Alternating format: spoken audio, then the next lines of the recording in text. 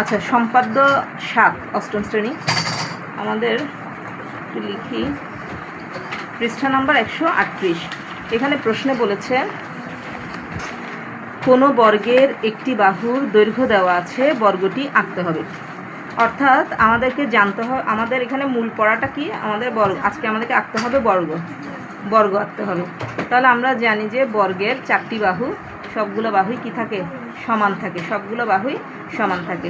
এই জন্য আমরা কি করব, প্রথমে একটি মাপ নিব। সাধারণত এই মাপটা তোমাদের দেওয়া থাকবে, পরীক্ষায় তোমাদেরকে দেওয়া থাকবে। হয়তো বলবে যে 6 সেন্টিমিটার বাহু বিশিষ্ট একটি বর্গ অঙ্কন করো, এরকম থাকতে পারে। অথবা বলতে পারে যে কোনো বর্গের একটি বাহুর দৈর্ঘ্য 6 সেন্টিমিটার, বাহুটি অঙ্কন করো। তাহলে যদি তোমাদের সেন্টিমিটার দেওয়া থাকে তখন তোমরা কি করবে, এই যে স্কেলের মধ্যে দেখো সিএম লেখা আছে, এই সিএমের যত সেন্টিমিটার বলবে তত সেন্টিমিটার পর্যন্ত কি করবে, দাগটা নেবে। আচ্ছা, তাহলে আমরা যে কোনো একটি রশ্মি বিই নিলাম, বিই একটি যে কোনো রশ্মি নিলাম। তোমাদের মনে রাখতে হবে বর্গের ভেতরে যে কোণটা থাকে সেটা অবশ্যই কি থাকে, সমকোণ থাকে, মানে হচ্ছে 90 ডিগ্রি। তাহলে আমাদেরকে কম্পাসের সাহায্যে 90 ডিগ্রি কোণ অঙ্কন করতে হবে। কম্পাসের সাহায্যে 90 ডিগ্রি কোণ অঙ্কন করতে হলে কি করতে হয়, এটা আমরা যে কোনো মাপে নিব। দেখো খেয়াল করো, এটা আমাদের যে কোনো মাপে নিলাম, যে কোনো মাপে আমরা একটা বৃত্তচাপ অঙ্কন করলাম একই মাপে। খেয়াল করো, আমি এখানে যেটুকু মাপ নিয়েছি সেই একই মাপে, এখানে সেই একই মাপে এখান থেকে আমরা আবারও আরেকটা আগের বৃত্তচাপের উপর আরেকটা বৃত্তচাপ কেটে নিব। তাহলে যেই মাপে কেটে নিয়েছি সেই মাপে এখন যেটা কেটে নিয়েছি তার উপরে আরেকটি বৃত্তচাপ কেটে নিব। তাহলে আমাদের এদিকে একটা বৃত্তচাপ তৈরি হলো, এদিকে একটা বৃত্তচাপ তৈরি হলো, মানে আগের বৃত্তচাপের উপরে। এই যে তৈরি হওয়া নতুন দুইটা বৃত্তচাপ, সেই বৃত্তচাপকে কেন্দ্র করে আমাদের একই মাপ নিয়ে, আমরা কিন্তু এই মাপটা কি করি নাই, চেঞ্জ করি নাই, একই মাপে থাকবে। তাহলে একই মাপে আমরা আবারও তার উপরে আরও দুটি বৃত্তচাপ অঙ্কন করব। তাহলে খেয়াল করবা যে আগের বৃত্তচাপটা একটু ছোট হয়েছে, আমরা একটু বড় করে নিই, তাহলে হবে। তাহলে আমরা কি করলাম, এখানে দুইটা বৃত্তচাপ তৈরি হলো। এই দুটো বৃত্তচাপ, এইখানে তার ছেদবিন্দু, যেখানে ছেদবিন্দু সেখানে আমরা আমাদের এই যে বি এর যে বিন্দুটা, সেই বিন্দুর সাথে এখানে যে ছেদবিন্দুটা, সেই বিন্দুটা আমরা যোগ করে দিব। ঠিক আছে, এটুকু বোঝা গেছে। এরপরে যেহেতু আমাদের বর্গ আঁকতে হবে আর বর্গের সবগুলো বাহু সমান হবে, সেহেতু আমাদের এদিকে যেই মাপ হবে এদিকেও সেই মাপ হবে। আর আমাদেরকে কি করেছে, একটা মাপ দিয়ে দিয়েছে বইয়ে, সেই মাপটা এ। তাহলে এ বাহুর সমান করে আমরা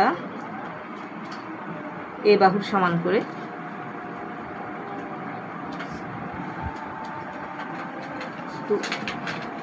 ওয়েট করো,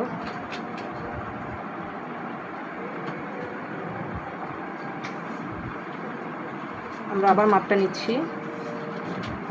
দেখো এদিকে মাপটা নিলাম, এই মাপ নিয়ে এখান থেকে কি করব, বিই এর উপরে, খেয়াল করো, বিকে কেন্দ্র করে এ বাহুর সমান নিয়ে বিই থেকে কি করলাম, বিসি অংশ এবং বি এফ থেকে আমরা বি এ অংশ কেটে নিলাম। তাহলে আমাদের এদিকে যেই লম্বটা আমরা এঁকেছি সেটা বি এফ ছিল।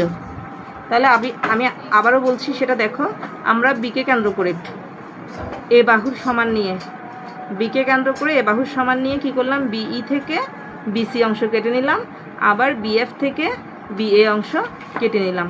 আমাদের মাপটা কিন্তু সমান থাকবে, এই মাপটা আমরা চেঞ্জ করব না। কেন করব না, কারণ আমাদের এদিকে যে মাপ হবে এদিকেও সেই মাপ হবে, আবার এদিকে যে মাপ হবে এদিকেও সেই মাপ হবে, যেহেতু আমরা একটা বর্গ অঙ্কন করব।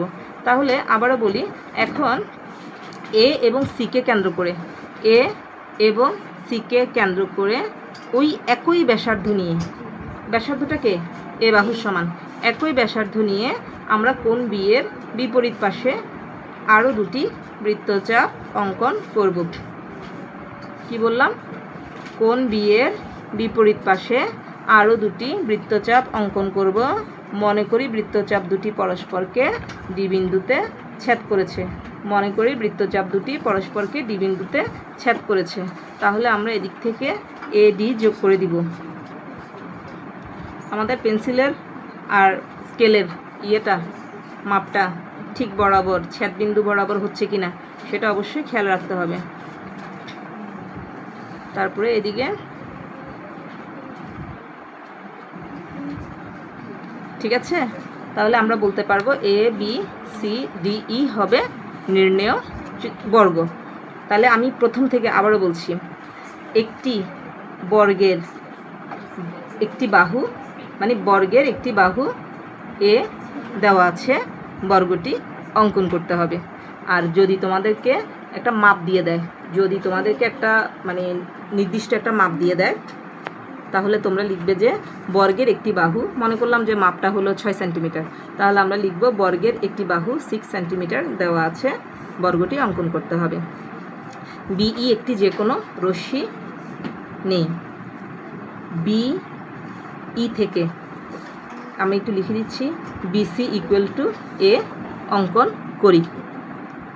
বিই এর উপরে বিএফ একটি লম্ব আঁকি। তোমরা এখানে যে আমরা বি সি অংশটা কেটে নিয়েছি এই কথাটা পরেও বলা যাবে, মানে শুরুটা এভাবে করা যাবে। বিই একটি যে কোনো রশ্মি অঙ্কন করি। বিকে কেন্দ্র করে বিই, দেখো আমি আবারও বলি, বিই লম্ব বিএফ, বিই লম্ব বিএফ অঙ্কন করি। অর্থাৎ আমরা এটা পুরোটা অঙ্কন করতে গিয়ে যে প্রক্রিয়াটা চালিয়েছি আমাদের এত কথা লিখতে হবে না, শুধু বলতে হবে যে বিই লম্ব বিএফ অঙ্কন করি। বিকে কেন্দ্র করে এ বাহুর সমান ব্যাসার্ধ নিয়ে B C equal to A, BF equal to BA, দেখো বিসি ইকুয়াল টু এ এবং বিএ ইকুয়াল টু এ।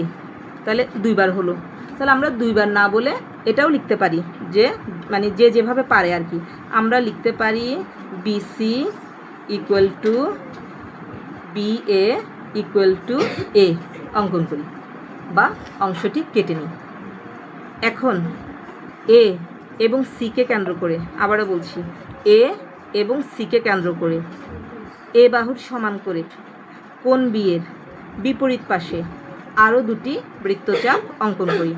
মনে করি বৃত্তচাপ দুটি পরস্পরকে ডি বিন্দুতে ছেদ করেছে। এ ডি এবং সিডি যোগ করি। তাহলে A B C D E হবে নির্ণেয় বর্গ।